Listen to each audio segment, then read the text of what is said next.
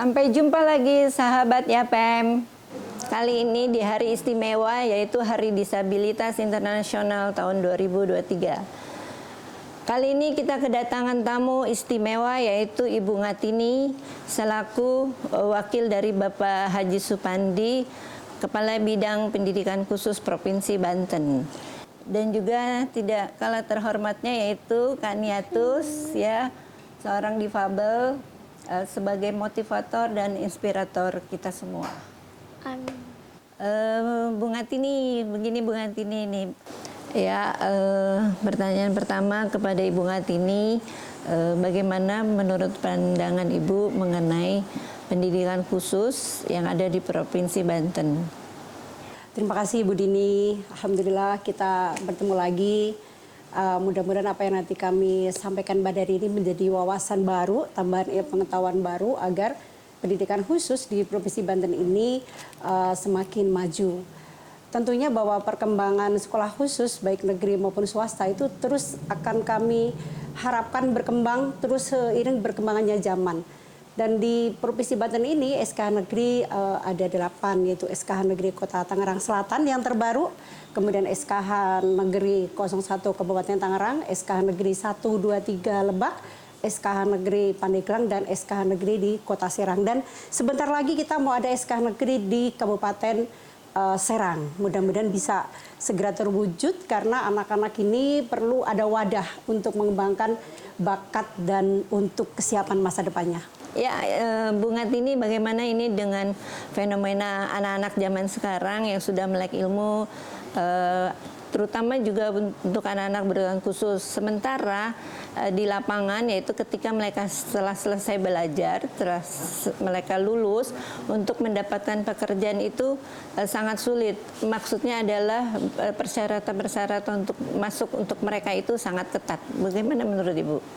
Oke, terima kasih Bu Dini, bahwa sebenarnya pemerintah itu punya undang-undang, yaitu Undang-Undang Ketenagakerjaan Disabilitas, bahwa di mana pemerintah ini dia wajib menerima anak-anak disabilitas 2%. 2%. Kalau swasta itu 1% minimal, ya, sebenarnya seperti itu. Akan tetapi kita saja yang orang normal ini untuk masuk bekerja itu punya syarat gitu ya, punya syarat yang harus dipenuhi, lalu dengan hal-hal lain administrasi dipenuhi. Nah, sama disabilitas juga punya hak yang sama, dan sebenarnya pemerintah sudah menggaungkan bahwa baik pemerintahan maupun swasta itu wajib menerima anak disabilitas. Akan tetapi tentunya baik pemerintah maupun perusahaan itu akan memilih mana yang kira-kira bisa terus untuk mengembangkan perusahaan tersebut gitu. Contohnya gini, contohnya kita punya anak 2 gitu ya, anak 2, satu anak ABK, satu anak normal, dua-duanya pakai sepatu misalnya. Nah, untuk anak yang normal nih pakai sepatu, ayo pakai sepatu sekolah, dia pakai sepatu sekolah. Tapi anak ABK dia harus kita tunggu. Nah, otomatis kita sebagai orang tua, ih kamu lama banget sih, ibu harus nunggu kan gitu ya. Intinya bahwa pemerintah maupun perusahaan juga sama hal yang sama.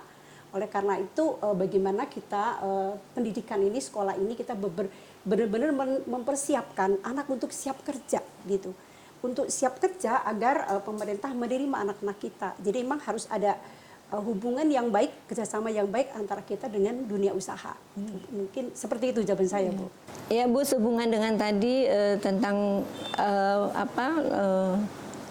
kesempatan lapangan pekerjaan di mana anak-anak dituntut untuk mempunyai keterampilan. Nah, apakah ada rencana dari pemerintah sendiri untuk meningkatkan sekolah khusus, misalnya seperti halnya di sekolah reguler, yaitu dari SD, SMP, SMA, atau SMK. Nah, adakah rencana pemerintah untuk membuat sekolah khusus menjadi sekolah SMK, karena di mana anak-anak berkebutuhan khusus itu lebih banyak tentang keterampilannya dibandingkan dengan akademik? Kalau pemerintah sebetulnya support banget ya dengan kurikulum yang sekarang ada gitu, bahwa untuk sekolah khusus itu keterampilan 60-80%. Artinya tergantung dari kesiapan sekolah itu sendiri gitu ya, karena di kurikulum itu sudah suruh memilih nih sekolah, ada 20 keterampilan yang sekolah itu bisa mengambil. ada tata boga, ada tata busana, ada membatik. Bagaimana sekolah ini bisa memilih 2 atau 3 keterampilan yang untuk masa depan anak-anak gitu. Jadi sebenarnya pemerintah sudah menyiapkan dokumen-dokumennya gitu ya, keterampilan-keterampilannya, tinggal kita sekolah ini memilih. Akan tetapi yang jadi masalah lagi adalah bahwa di sekolah-sekolah kita ini, sekolah khusus ini tidak adanya guru keterampilan. Itu yang menjadi masalah ya. Negeri pun kami masih kurang. Sasarannya masih PLB ya, Bu? Benar, masih PLB, masih akademik gitu. Padahal mestinya sekolah khusus ini seperti SMK tadi Ibu sampaikan bahwa mestinya ada guru-guru keterampilan yang bisa dibawa ke sekolah khusus sehingga anak-anak ini begitu keluar tidak menjadi beban masyarakat lagi, tapi dia siap kerja gitu, Bu. Itu juga masalah yang sama harus diselesaikan nih gitu. Ya, jadi terkait tadi Bu ya, ini Kak Niatus nih Bu, jadi difabel Bu ya, jadi nah dia ini menyadari dirinya bahwa punya potensi. Lulus dari SMA dia tidak seperti yang lain bahwa aku minta pekerjaan, tapi dia menciptakan lapangan pekerjaan sendiri. Dia dimulai dari medsos, yaitu Instagramnya dia, TikToknya dia, ya, Facebooknya dia. Nah, dari situ dia memperkenalkan, jadi menggunakan gadgetnya untuk hal-hal kebaikan. Dan sekarang beliau kan ya ini sukses. Nah, apakah mungkin yang dimaksud seperti itu, Ibu ya? Iya betul, Bu, betul. Jadi tidak harus keterampilan, katakanlah misalnya cooking class, dia bisa bikin kue, mungkin lulus dia bisa bikin kue, jualannya online gitu, Bu ya. Iya betul. Nah, dari Kak Niatu sendiri sebagai penyandang disabilitas, ada yang ingin disampaikan untuk ada Ibu Ngatini? Masya Allah, lebih ke apa ya yang ingin dilakukan pemerintah terhadap penyandang disabilitas ke depannya. Kan selama ini mungkin kayak sekolahnya kurang diperhatikan, kayak lapangan kerjanya masih susah. Nah, evaluasinya ke depannya itu seperti apa? Kalau evaluasi pemerintah setiap tahun ajaran pasti kita ada evaluasi gitu ya, baik secara akademik maupun secara profesional kita sebagai lembaga pemerintah gitu. Karena makanya kita hampir setiap ganti periode itu ganti kurikulum untuk apa? Untuk menyempurnakan hal-hal yang masih kurang itu gitu. Kita berharap terus bahwa anak-anak berkebutuhan khusus ini betul-betul pemerintah memperhatikan. Nah, contohnya sekarang memang sudah banyak anak-anak yang diterima di dunia usaha gitu ya. Ya memang ada syarat-syarat tertentu yang harus dipenuhi gitu ya. Dan justru sekarang perusahaan itu menunggu anak-anak berkebutuhan khusus yang punya potensi lebih, karena mereka juga butuh ISO perusahaan itu ya. Kalau kita mungkin sertifikat akreditasi gitu ya, dia butuh itu, sehingga dia juga membutuhkan kita sebenarnya. Hanya memang peluang yang ada di mereka itu kadang-kadang nggak sesuai dengan mutu lulusan kita gitu ya. Itu juga menjadi kesenjangan tersendiri. Nah, mudah-mudahan terus pemerintah mengevaluasi diri sehingga apa yang dibutuhkan oleh lapangan kerja itu ada di sekolah kita itu. Atau lebih tepatnya menciptakan lapangan kerja kali ya, Bu ya? Ya, betul. Kitanya ya, Bu ya? Betul.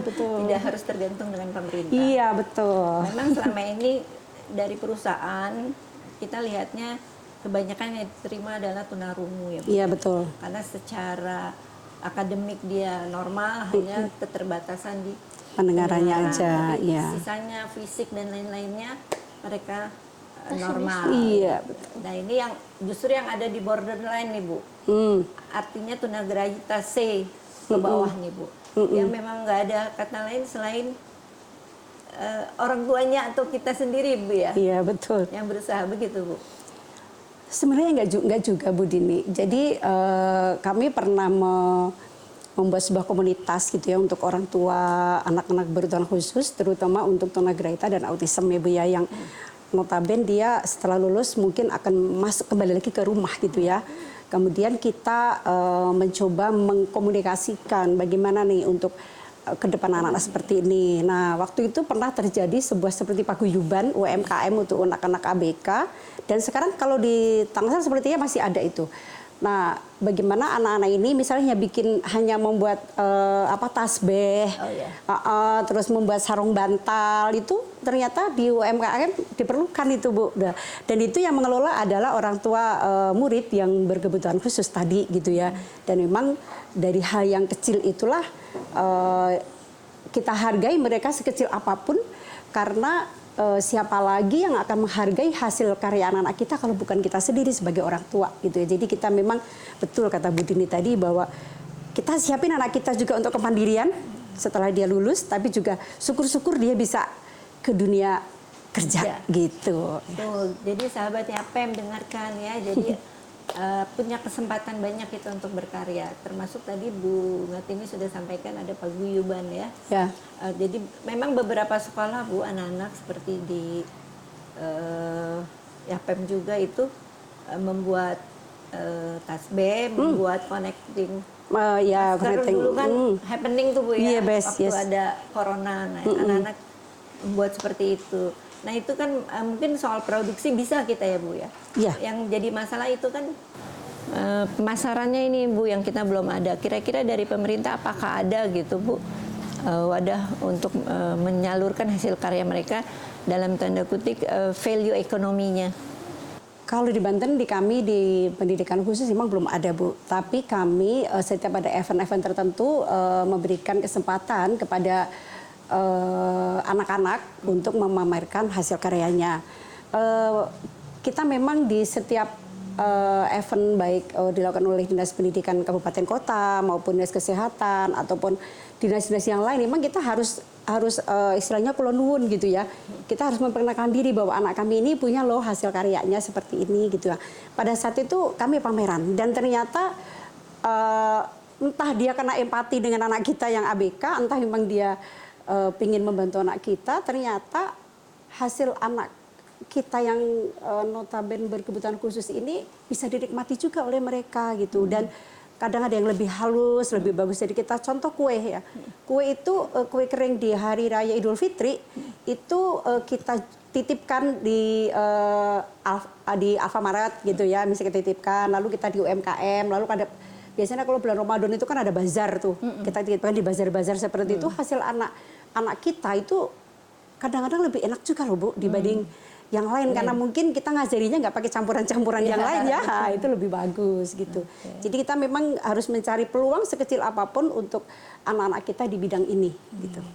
Untuk Kania nih kali ini berkesempatan bertemu dengan Ibu Ngatini. Nah kira-kira harapannya apa nih selaku wakil dari anak-anak penyandang disabilitas? Yang pasti sebenarnya anak berkebutuhan khusus itu nggak perlu dikasihani, tapi kami perlu difasilitasi.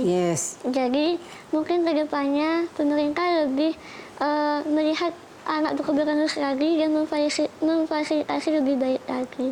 Sangat setuju, keren banget. Betul, saya setuju banget itu.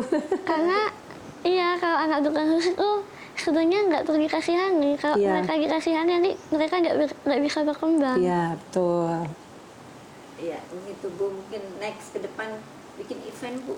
Ayo, boleh. Ayo aku bantu. Siap. Kemarin saya dengar itu Serang menyelenggarakan Banten Fest ya. Isinya adalah UMKM. Tapi kebanyakan memang rata-rata dari daerah sana. Pengusaha-pengusaha UMKM yang umum gitu. Nah mungkin bisa dibuat Bu. Banten Fest gitu untuk khusus anak-anak berkebutuhan khusus. Oke Bu Dini, saya setuju banget mendukung ya.